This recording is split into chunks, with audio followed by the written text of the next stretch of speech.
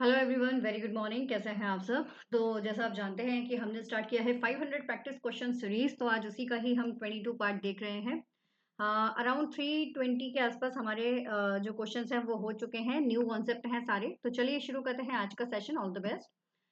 Who is known as the father of brainstorming? Brainstorming के father कौन है, ये आपसे पूछा जा रहा है। तो Alex F Osborn, Frank Gilbert, Elton Mayo या Peter Drucker? Who is the father of brainstorming? The right answer is one guys. नहीं पता तो अपनी वो छोटी सी डायरी में नोट कर लीजिए जिसकी मैं हमेशा बताती हूँ आपको। अगेन द असर्शन रीजन आपके सामने है। असर्शन कहता है a brand is an important corporate resource. जो ब्रांड है वो एक इंपॉर्टेंट कॉर्पोरेट रिसोर्स होता है। वही रीजन कह रहा है a brand embodies all the characteristics of the company's product in the mind of the customer या consumer.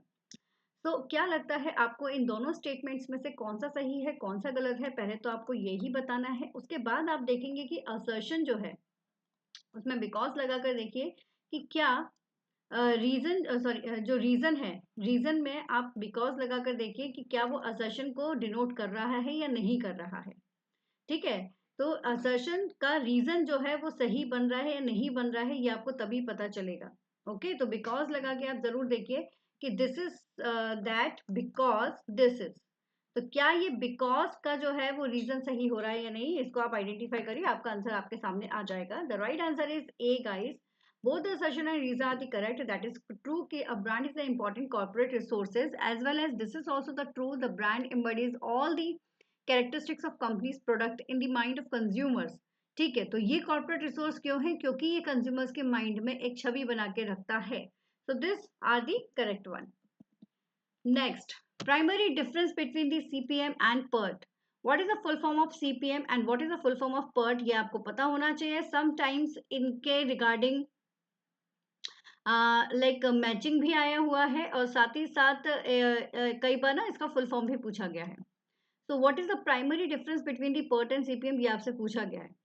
PERT has one time estimate and CPM has three time estimate. Is it true or false? PERT has two time estimate and CPM has three time estimates. PERT has three time estimates and CPM require only one time factors for each activities. PERT make the assumptions and activities time are known as certainty, and the CPM employ three times estimate to compute the expected values. What is the correct one regarding the, like, what is the primary difference between the CPM and the PERT? The right answer is three, guys. PERT has the three time estimates and the CPM require only one time factor for each activity. क्योंकि critical path method में हम already उस method को choose करते हैं जो best होती है ना। यहाँ पर इसके आपको डिफरेंस बताए गए हैं। जो मैं फुल फॉर्म की बात करें तो फुल फॉर्म दिया गया है, मीनिंग दिया गया है, मॉडल्स का टाइप दिया गया है, फोकस दिया गया है, ओरिएंटेशन टाइप दिया गया है। इसको अच्छे से पढ़ लेना, इंपॉर्टेंट है। ये भी आपका वही है, थोड़ा सा अलग वे में। तो कुछ नया मिलता है तो उसको जरूर पढ़ लो।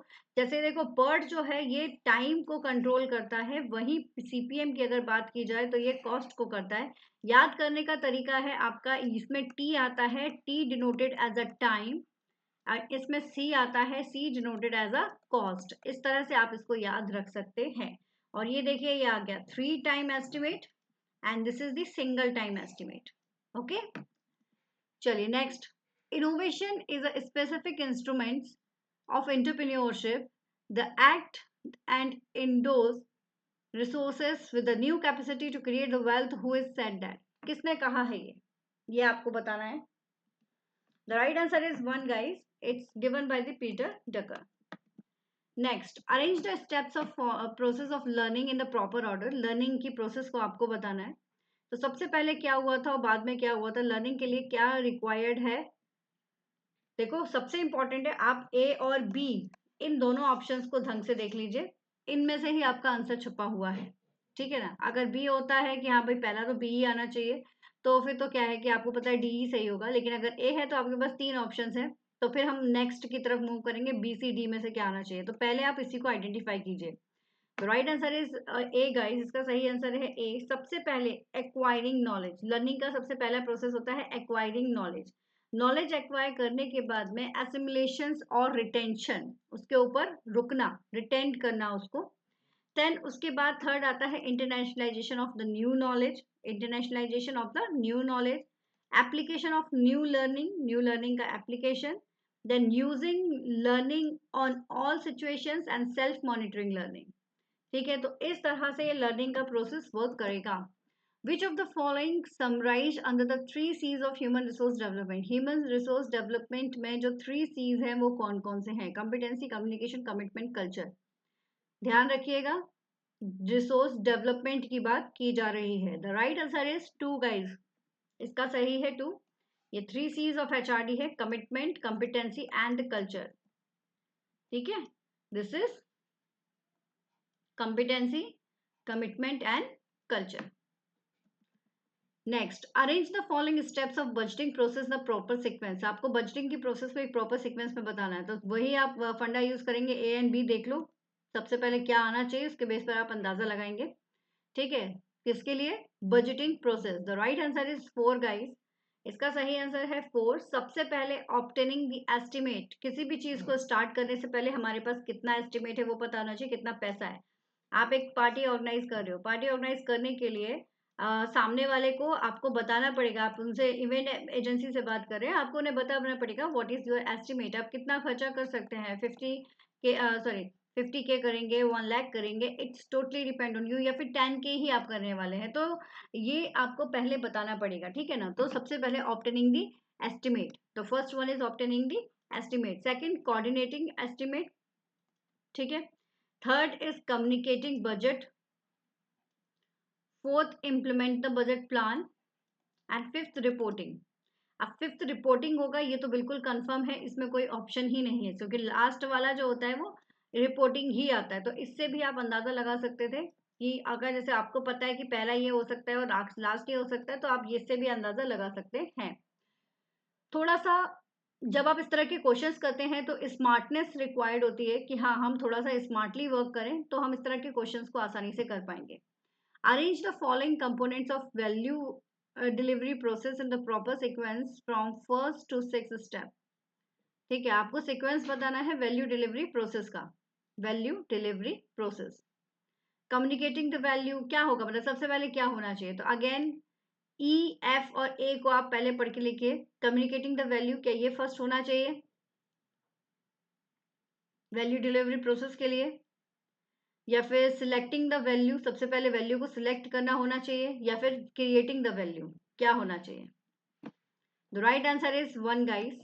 जैसा हम सबको लग ही रहा था, सबसे पहले सिलेक्ट किया जाता है वैल्यू को, है ना. सबसे पहले वैल्यू को सिलेक्ट किया जाता है. जब सिलेक्ट हो जाता है इंक्लूडिंग एक्सप्लोरिंग द वैल्यू, फिर उसके बाद अगर रिक्वायर्ड होती है तो हम क्रिएट करते हैं वैल्यूज. क्रिएट करने के बाद फिर आप कम्युनिकेट करोगे इन वैल्यूज को. जब कम्युनिकेट हो जाएगी फिर आप डिलीवरिंग करेंगे, यानी कस्टमर्स तक इस वैल्यूज को पहुंचाएंगे. इसके बाद फिर आप क्या करेंगे ना, capturing the values back from the market. Market से हमको क्या मिल रहा है वो हम देखेंगे. देन उसके बाद यहाँ पर इनहेंसिंग द वैल्यूज, यहाँ पर जो रिक्वायरमेंट है उसके अकॉर्डिंग आप वैल्यूज को इनहेंस करेंगे. ठीक है. So value delivery process include choosing, providing, communicating super values. The value chain is a tool for identify the key activity that create value and cost in a specific business. ठीक है. तो this is the value delivery process का एक छोटा सा ये part है कि सबसे पहले क्या होना चाहिए फिर क्या होना चाहिए. Right. Now,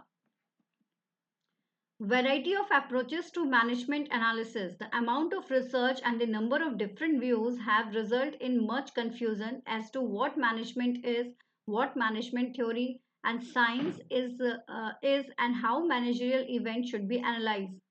Who called these situations the management theory jungle? अब बताओ मैनेजमेंट थ्योरी जंगल किसने बताया है. तो right answer is 3. Hernot Moose.